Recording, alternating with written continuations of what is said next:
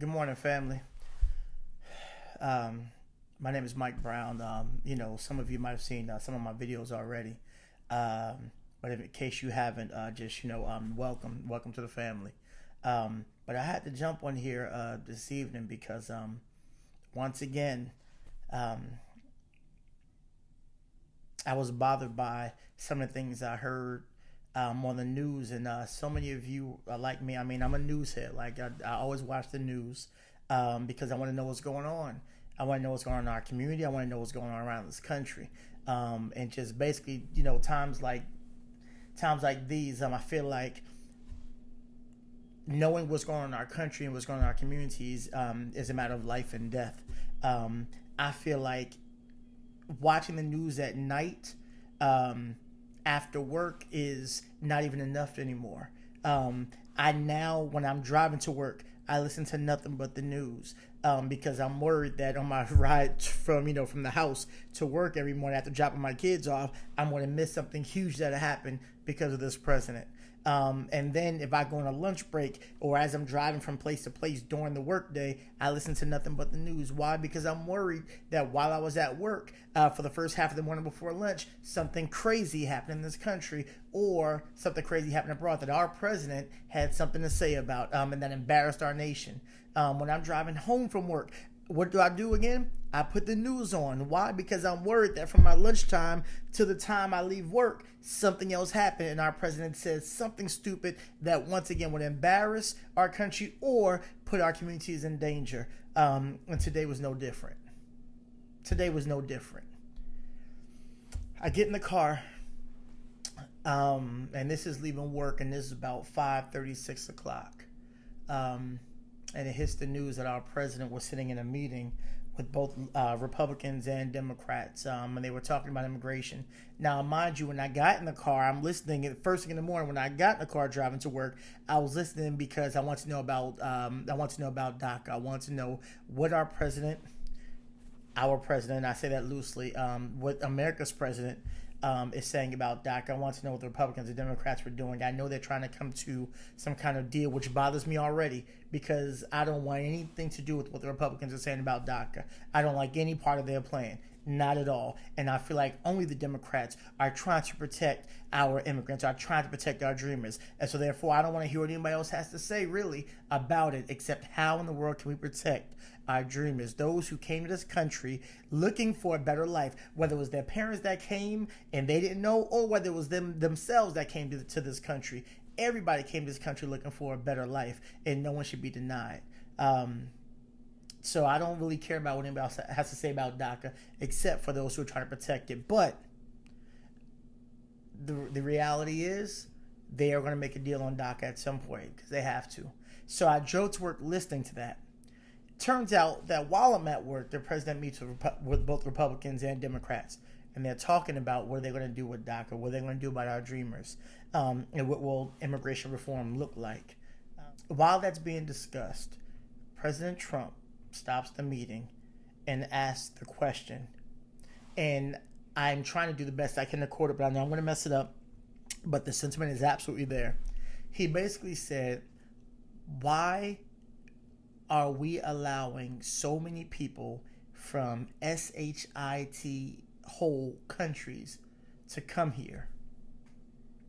I'm going to repeat that again. He asked the Republicans and Democrats in this meeting, he actually said this out loud. He said, why are we allowing so many people from SHIT whole countries to come here? And then, if that wasn't offensive and racist enough, he then moves on and says, we should get more people, or we should get more people from Norway. And then he also threw in Asians and said Asians help work, or Asians work hard, so therefore they help make our economy better. So basically, and when he was talking about SHIT whole countries, he specifically named it was referring to Haiti, El Salvador, and the countries of Africa. He didn't even say the continent of Africa. He said Africa and named it with other countries as if Africa is a country. Just in case you don't understand, Mr. President, Africa is actually made up of 54 countries. It is not a country. It is a continent made up of 54 countries. So when talking about Haiti specifically, you are the reason why African Americans in this country were able to gain our freedom. You are the symbol of African freedom for African people. You were the first black republic coming out of slavery, coming out of colonization. You were the first to become free, and you fought for your freedom. Toussaint Louverture, thank you for fighting. You fought for the freedom of your people, the African people in Haiti, the African people in Dominican Republic, or what's now called Dominican Republic, which used to be called Haiti. And you fought for the African Americans, or the Africans here in America. We took our cue from you. So thank you for what you did. And thank you for the Haitian people who are still holding it down, still representing our motherland of Africa, still fighting for equal rights in Haiti. And yet, while you are there fighting every day, our president here, this American president, had the nerve to say that Haiti was a SHIT whole country. My people, my Spanish-speaking people from El Salvador, I'm sorry that our knucklehead president, our racist president, our ignorant president said that your country was a SHIT whole country. And all the countries of Africa, where our people are from, the motherland, where all people are from. I'm sorry. Even though Nigerians come to this country and have a greater number of college degrees than Americans do, 41% of African immigrants that come to this country earn a bachelor's degree, whereas only 33% of Americans have a bachelor's degree. But remember, it's a racist statement, but racism is not really based on numbers. Racism is not really based on data.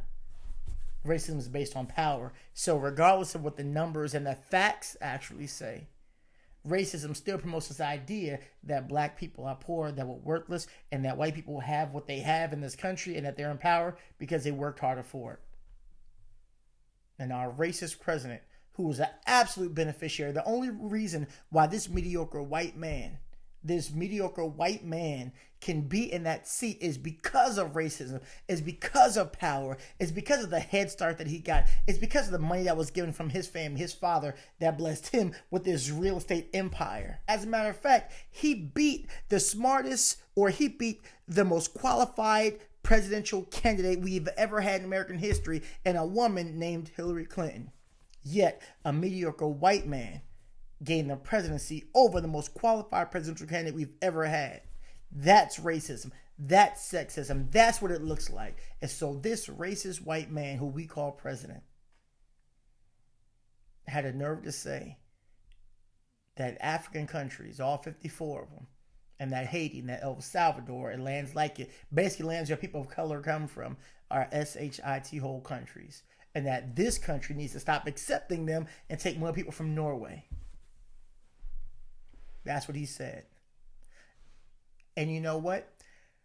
I'm so bothered by him. I'm so bothered by his racist, ignorant statements. Yet, there will always be racist, ignorant people in this country. Always. I don't care what new laws, I don't care. There will always be people like that in this country. The problem is that there were other people who voted him in as president. I have a problem with them.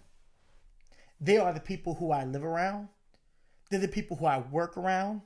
They're the people who I see on a daily basis, who smile, who look and say, "How are you? Good morning." They try to have, they try to have decent conversation with you. They look me in the eye every day. They come across African Americans every day and they act like everything's fine. They say hello. And I live in the South, so therefore there's a big push, of course, to have this Southern pleasantry of always speaking to people. And they're the ones who went to that booth and voted for this man who called Mexicans murderers and rapists and drug dealers. White women went in that booth and voted for this man. 53% of white women specifically went into that booth, closed those curtains, covered up their card, and voted for the man who openly, on camera, talked about assaulting women. Talked about what he does with them. You know what he grabbed them by. It's a statement. But the crazy thing is this. This is the president of the United States, or this is a candidate. That should disqualify him, along with other things, but it didn't. As a matter of fact, 53% of white women went in and still voted for him. I'm mad at all of them.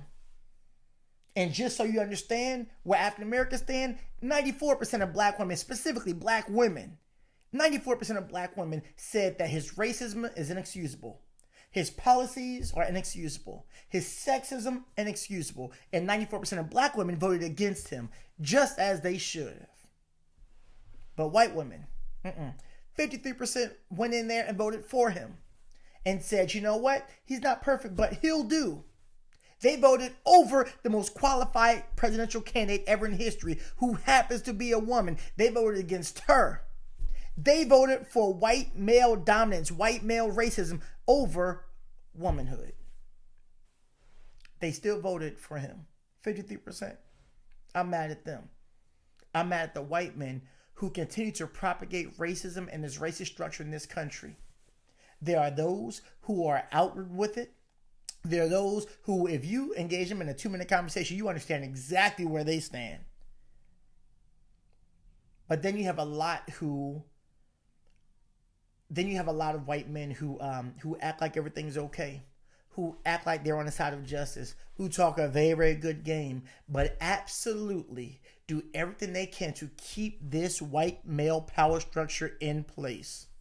They have benefited from it. Their fathers and grandfathers have benefited from it. They'll brag about how, about the story of how their grandfathers came to this country from these countries like Norway, or it came from these other countries in Europe. It came here and they always talk about how they had nothing. They came with nothing and they pulled themselves up from their own bootstraps, and that's a lie. But because we don't know history, we don't know our history, we don't know the history of this country, we let them get away with nonsense things like that. Instead of telling them that, no, when your grandfathers were coming over to this country from those European countries, they were given land. They were given money. They were given support. And they were not discriminated or not held back by the color of their skin. They were not. And the crazy thing is they fell right into the white male power structure. They dropped their accents. They changed their names. They were given an opportunity to work. And through that, they were given an opportunity to build their wealth. So getting bank loans was nothing for them. Why? Because white people always trust white people, and they would give each other business loans to allow themselves to accrue wealth, and over generations, now they can pay for their kids to go to college. While all these groups of people of color in this history of this country were held back and denied all of those things.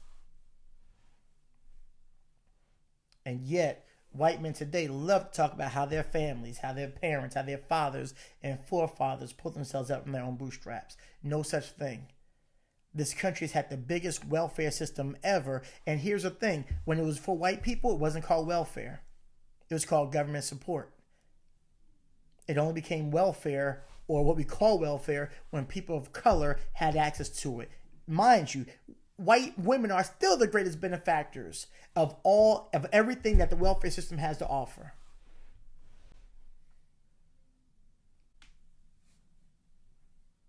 These are all things that our president, Donald Trump, benefited from.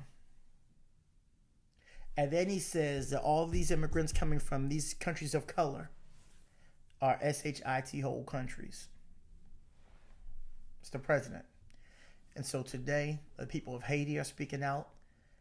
The people from different delegations and different leaders from African countries are speaking out against America and against our president. And every African American in this country, besides a few, because we'll always have a few who, because racism is a disease and it's a sickness, not only white people are involved in it, black people and people of color are involved in it too, unfortunately. And there are always a few who will be brainwashed. There are always a few, victims of racism who also begin to believe and internalize the same racist ideology that white racists do. Racism is a two-part game. Racism, allows causes white people to believe in their superiority, but it also causes people of color to believe in our inferiority. And both people play their parts. Both people in the society play their parts, unfortunately. People of color are fighting against what Donald Trump said today. We've been fighting against him since day one. We were fighting against him when he was a candidate, and that's why we didn't vote for him. And so while I'm so bothered by him, as he continues to sputter out his racist comments. Now, the crazy thing is this. I actually appreciate him saying it because he makes it harder and harder for people to run away from his truth. And we know where he is. We know what he's about. We know what he was about since day one. And every time he opens up his mouth, he verifies it, not just for us. We already knew whether he says it or not. We know where his heart is. We know where he stands. We know where his policies lie. Every policy the man passes, it benefits wealthy white people and it hurts poor white people and people of color. And every once in a while, he opens his mouth and it slips out and he says it out loud. He says these things out loud. And even when he does, it's white people in the white power structure who sit there and they ignore it and they act like he didn't say it. They're sitting there trying to talk about, allegedly he said it. That's not what he said. He didn't really say that. When there was a room full of people. And don't you realize that there are a room full of Republicans who won't go on the air and admit that he said that? A handful have. A handful have. A handful have gone on the air to say he said it. A number of Democrats have. But there are still Republicans that were in that room. And a bunch of reporters, and all the reporters are saying, he said this. They're all writing it down word for word. And the Republicans that walked out of the room still saying, he allegedly said that. He didn't say that. I didn't hear him say that. How long are Republicans going to sit there and be the party of racists? You harbor racism. Once upon a time, a few of my Republican friends, they would say, Mike, you're too hard. Republicans, Republican is not synonymous with racism. And the crazy thing is this. I used to try to give them credit, and I used to try to meet them halfway. Understand that conservative does not 100% mean racism. Although it's very, very close.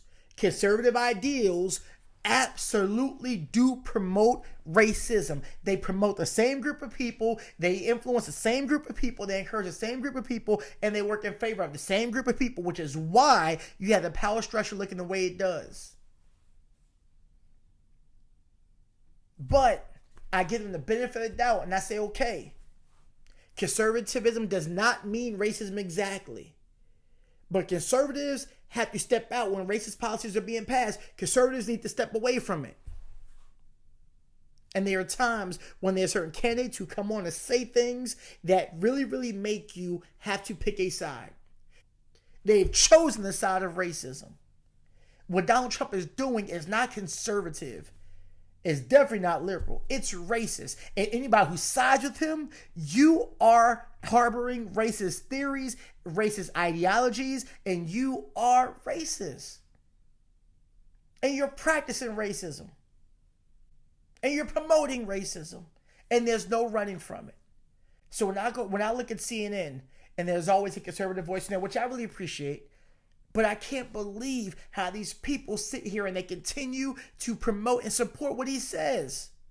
There's always a theory that they have or a way to spin it and say that's not what he meant. He really meant this. And now they're like, no, it's not about race. It's about economic policy. And now they're sitting there trying to talk. But remember, racism does not use facts. Racism does not use facts because the facts show that so many families and immigrants come from this country do better economically as well as do better educationally than the average American does. So remember, it's not based off facts. It's not based off of facts. So it's not economic policy he's talking about. It's not an educational policy he's talking about. It's a racial policy he's talking about. And if you found yourself sitting there trying to support or trying to defend what he's saying, then you are no better. And all these white people that are supporting Donald Trump and the Republicans in Congress who are willing to put up with this nonsense, his racism, his sexism, his indecency, just to help pass policies, but you're willing for him to damn black people and to damn Native Americans and to damn Spanish speakers, and to damn women, if you're willing for him to do all that so that you can pass policies, you are exactly what racism looks like in person. You can't run from it. Pick a side. Because your silence and your defense of him definitely has you on the side. And you're the ones who I'm most bothered with. This man should have never been voted in the first place.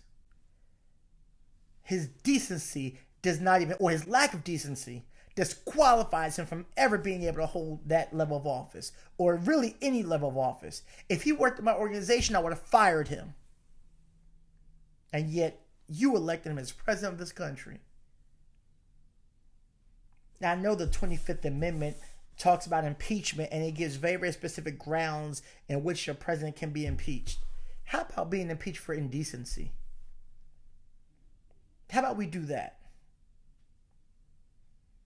And we have all these checks and balances in our government and even in our voting process so that to actually prevent the people of this country from electing a crazed person. We have checks and balances in place for that. But the crazy thing is racism overrode it all.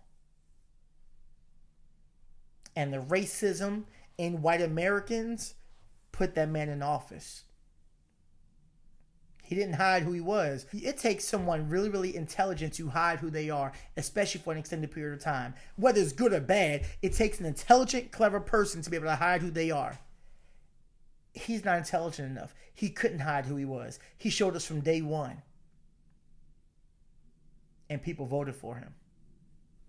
Donald Trump is your fault. He's your fault. Do something about him. I'm done talking.